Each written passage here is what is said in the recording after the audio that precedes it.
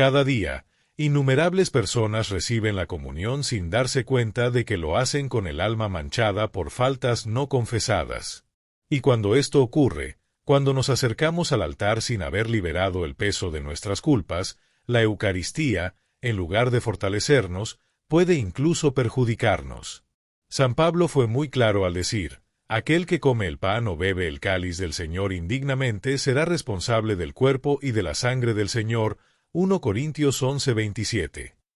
Estas palabras no son simples metáforas, sino una advertencia espiritual urgente. El Padre Pío, conocido por llevar los estigmas y por su capacidad de ver más allá de las apariencias, podía percibir cuando alguien ocultaba un pecado grave sin arrepentimiento. Y no lo pasaba por alto. No por condena, sino por compasión. Porque, como él mismo decía, una comunión recibida de manera incorrecta es una herida abierta en el corazón de Cristo. Por eso, hoy vamos a revelar algo que puede cambiar por completo tu manera de vivir la Sagrada Comunión, los 12 pecados que debes confesar antes de comulgar, según la mirada profunda del Padre Pío y los principios eternos de la Iglesia. Si esta enseñanza resuena contigo y crees que puede ayudarte a vivir tu fe de manera más auténtica, escribe en los comentarios: Señor, purifica mi alma antes de comulgar. Tu testimonio puede ser la inspiración que alguien necesita para buscar esta transformación. Este no es un video más. Quédate hasta el final, porque el último pecado que mencionaremos es el más ignorado de todos, y podría ser precisamente el que más te está alejando de la gracia sin que lo notes. Y recuerda, esto no se trata de miedo, sino de claridad. La luz que ilumina y sana. La Iglesia es muy clara: para recibir la Eucaristía es necesario estar en estado de gracia. Esto significa estar libre de pecado grave. Y sí, esta regla sigue vigente, independientemente de cuántos años lleves asistiendo a misa. Si cargas con faltas serias no confesadas, no deberías comulgar. Sin embargo, muchas personas no lo saben, lo han olvidado o han sido influenciadas por un mundo que enseña que no hay ningún problema, que Dios es amor y que basta con sentir arrepentimiento en el corazón. El primer pecado: faltar a misa los domingos sin una justificación seria. Desde pequeños, escuchamos que asistir a la misa dominical es esencial, pero con el paso del tiempo, muchos comienzan a verla como algo opcional, como una tradición antigua o un compromiso que puede sustituirse por una oración en casa o por la transmisión en línea de la celebración. Pero no, esto no es solo una costumbre. Es un mandamiento: guardar los domingos y las fiestas de precepto. No fue la Iglesia quien creó esta norma, fue Dios quien la estableció desde el principio. Ir a misa no es solo cumplir con una obligación, sino participar en el sacrificio vivo de Cristo. Cada celebración es un nuevo calvario, cada Eucaristía es la renovación del amor que se entrega por nosotros. Y cuando elegimos no asistir por comodidad, pereza o distracción, en el fondo le estamos diciendo a Jesús: tu sacrificio no vale tanto como mi descanso. A un enfermo, con fiebre, exhausto o con los estigmas sangrando, el Padre Pío jamás dejó de celebrar la misa. Para él, era tan esencial como respirar. El mundo podría sobrevivir sin el sol, pero no sin la Santa Misa, decía con total convicción. Segundo pecado: ofensas contra la castidade. Este es uno de los más comunes y, al mismo tiempo, uno de los más ignorados. La sociedad actual normaliza todo: contenidos inapropiados, relaciones fuera del matrimonio, vicios solitarios, convivencia sin casarse, pensamientos impuros alimentados intencionalmente. Pero aquello que el mundo aprueba, muchas veces, el cielo lo lamenta. La sexualidad fue creada por Dios como algo hermoso y sagrado. Cuando se usa de manera desordenada, no solo hiere el cuerpo, sino también el alma. El Padre Pío era directo con quienes cargaban este tipo de pecado. Un alma impura es como una moneda oxidada, pierde su brillo y su valor, decía. Y no lo decía para humillar, sino porque entendía el impacto profundo que estos pecados causaban. Rompen la conexión con Dios, distorsionan el verdadero significado del amor y secan la vida de oración. Pero hay esperanza.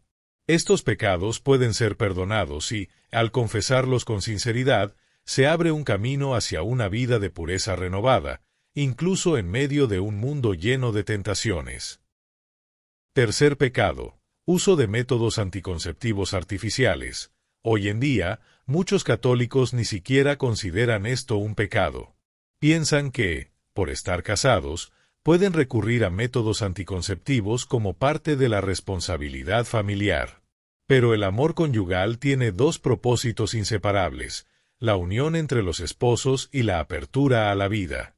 Cerrar deliberadamente las puertas a la vida es también cerrar el corazón al plan de Dios para el matrimonio. Aunque pueda parecer un tema difícil, el uso de anticonceptivos artificiales, como píldoras, dispositivos intrauterinos y preservativos, es un pecado grave. El Papa Pablo VI dejó esto claro en la encíclica Humanae Vitae, y el Padre Pío reforzaba esta enseñanza en su dirección espiritual. El matrimonio debe ser un altar donde se ofrece vida, no un contrato donde la comodidad se convierte en la prioridad absoluta. Dios no nos pide irresponsabilidad, sino confianza. Existen métodos naturales aprobados por la Iglesia que respetan el cuerpo, el alma y el designio divino. Cuarto pecado: interrupción del embarazo o participación directa o indirecta. Este es uno de los errores más dolorosos y, al mismo tiempo, uno de los más ocultados. La interrupción del embarazo no es solo una cuestión social o jurídica, sino una marca profunda en el corazón de Dios. Significa poner fin a una vida inocente desde su primer instante de existencia. Y la responsabilidad no recae solo en quien realiza el acto, sino también en aquellos que contribuyen a que esto suceda, quien lo incentiva, quien lo financia, quien guarda silencio o incluso quien apoya normas que favorecen esta práctica. El Padre Pío lloraba al hablar de este tema, pues comprendía el impacto devastador de esta decisión en el alma de las personas.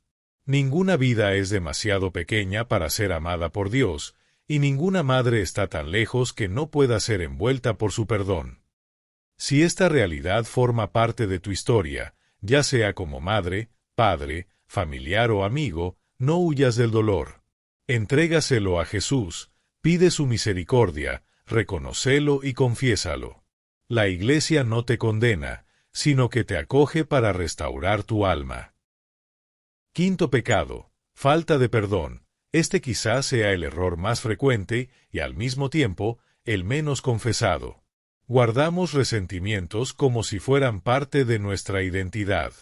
Decimos, ya perdoné, pero en el fondo seguimos alimentando el rencor, la ira, el desprecio.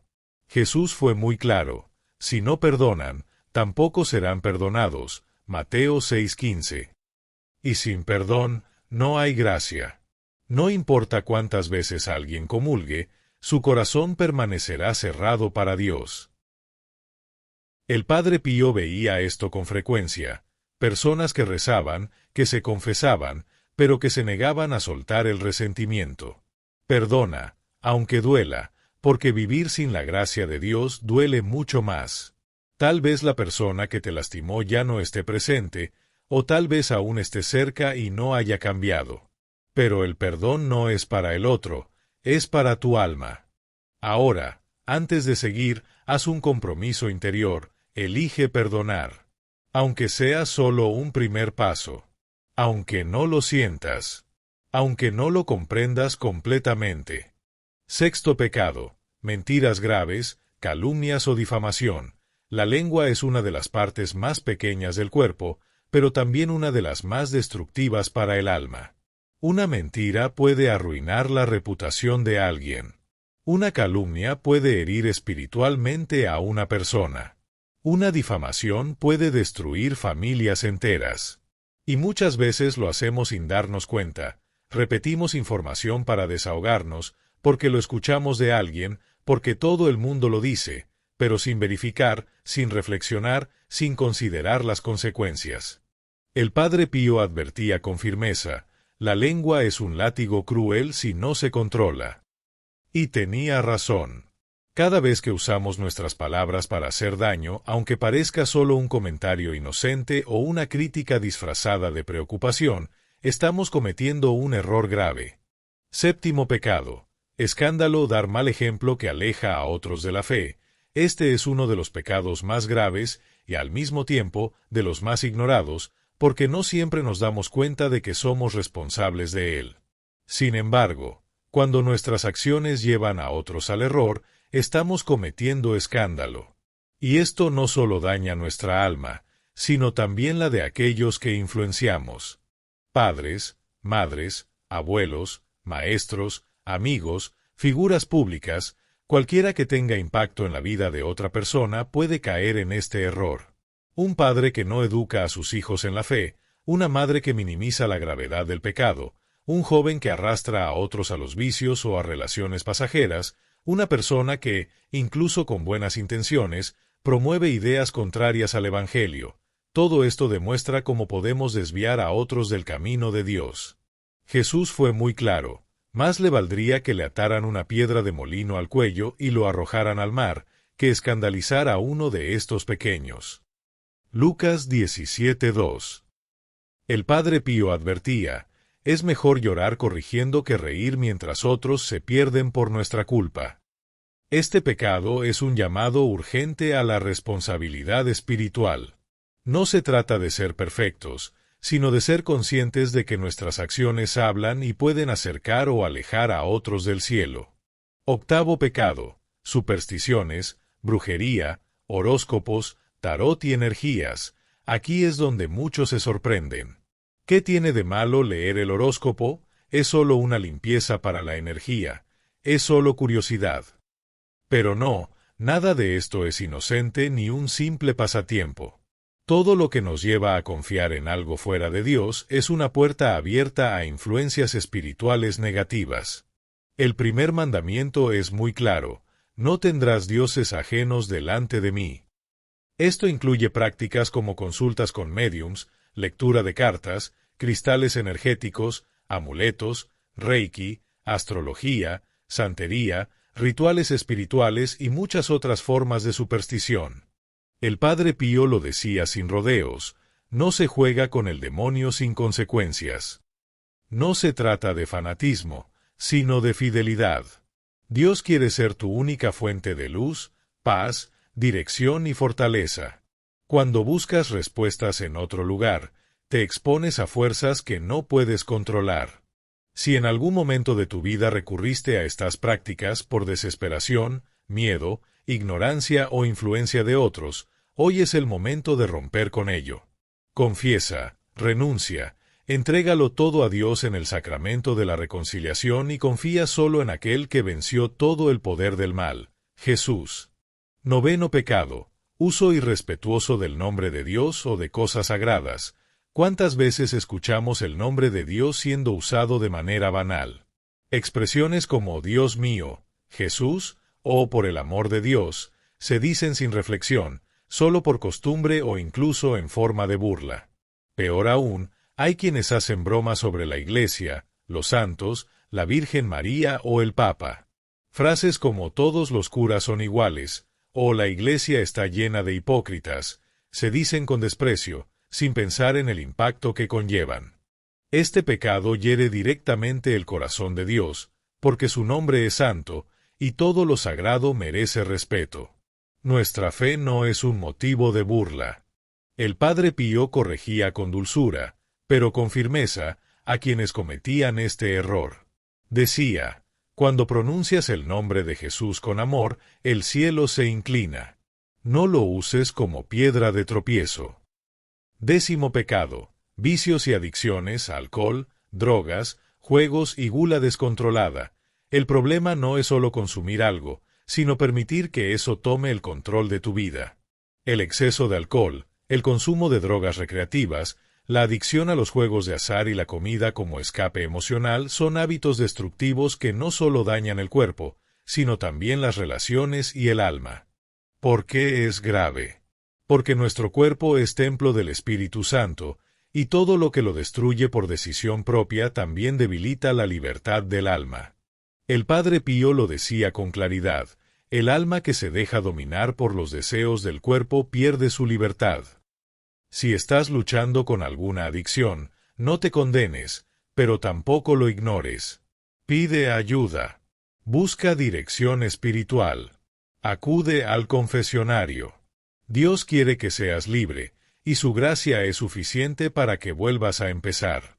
11º pecado: injusticias dentro de la familia, abandono, abuso, maltrato y falta de caridad. Existen heridas que no son visibles desde afuera, pero que gritan dentro del hogar. Un esposo que no respeta a su esposa, una madre que grita más de lo que ora, un hijo que desprecia a sus padres ancianos, un familiar que guarda silencio ante el sufrimiento de otro. La familia es la iglesia doméstica y, cuando la descuidamos, estamos rechazando una misión que Dios nos confió. El Padre Pío no toleraba la indiferencia dentro del hogar. Enseñaba: un hogar sin amor y oración se convierte en un campo de batalla. Pecado 12. Abandono de la fe o relativismo moral. Este es uno de los grandes males de nuestro tiempo.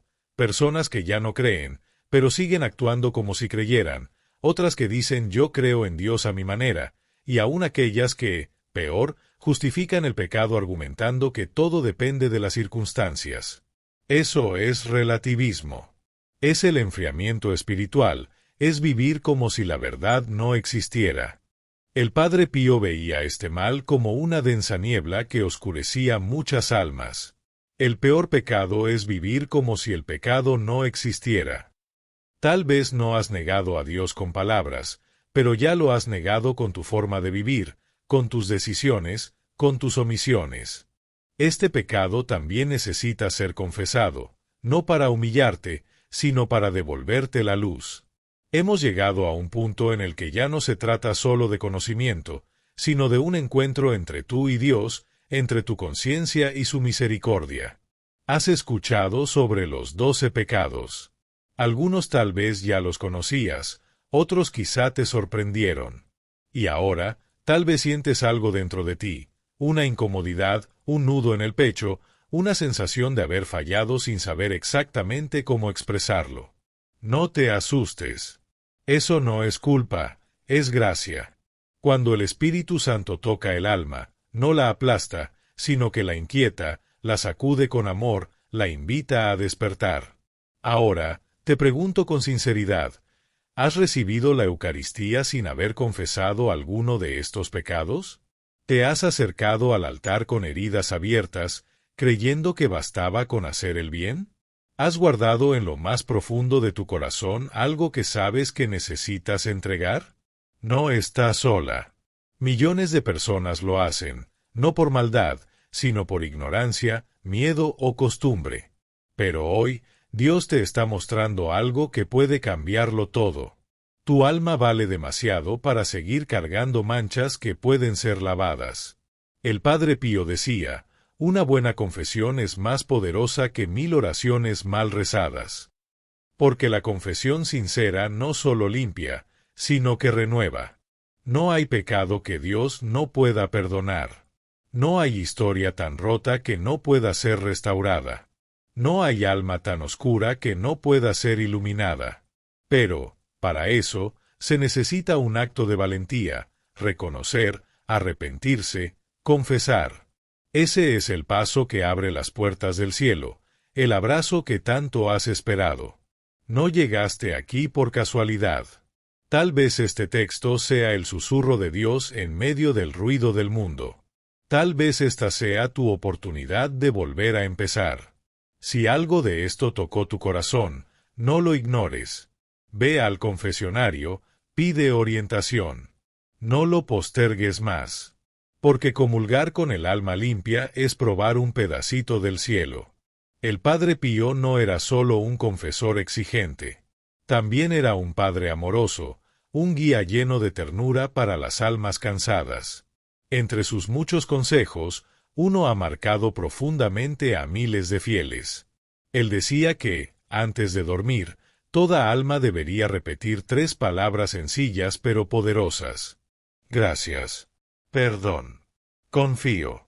Hoy, queremos que estas palabras sean tuyas, que se conviertan en tu oración, que sean el puente entre tu fragilidad y el corazón de Dios. Gracias, agradece por todo, por lo que entiendes y por lo que no, por la gracia de estar viva, por la fe que te sostiene, por cada llamado a la conversión que has recibido. La gratitud purifica el corazón de la queja y lo abre a la alegría eterna. Perdón no como una palabra vacía, sino como un clamor del alma. Señor, perdóname si he recibido la comunión sin estar preparada, si he cerrado mis oídos a tu verdad, si he vivido mi fe con indiferencia. Ese perdón, dicho con sinceridad, tiene el poder de derribar barreras internas y abrir nuevos caminos. Confío, tal vez no te sientas digna. Tal vez has caído muchas veces. Pero, aún así, confía. Porque no es tu fuerza la que te salva, sino la misericordia de aquel que dio su vida por ti. El Padre Pío decía, la confianza en Dios es la llave que abre todos los tesoros del cielo.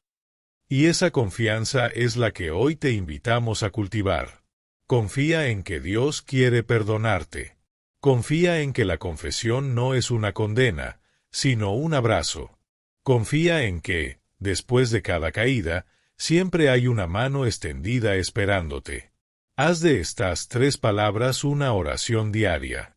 Dítelas al despertar, al dormir, antes de recibir la Eucaristía. Y verás cómo tu corazón cambia, cómo tu alma se aligera, cómo la comunión se convierte en lo que siempre debió ser, un verdadero encuentro con Jesús, puro, profundo y eterno. Si algo se ha movido dentro de ti hoy, no lo ignores. Este puede ser el momento en que tu historia cambie. El instante en que decides volver al confesionario con el alma abierta. El punto de inflexión donde dejas el miedo, la culpa, la indiferencia y abrazas el perdón de Dios con fuerza y fe. Escribe, desde lo más profundo de tu corazón, Señor, dame un corazón limpio. Y no guardes esto solo para ti. Comparte este mensaje con alguien que lo necesite. Tal vez hoy seas la chispa que encienda la llama del regreso a Dios en el corazón de alguien. Y recuerda siempre estas palabras. Reza, ten fe y no te preocupes. San Pío de Pietrelcina. Que el Señor te bendiga, te dé fuerza para confesar, humildad para recibir y alegría para vivir la comunión como lo que realmente es, una visita del cielo a tu corazón. Amén.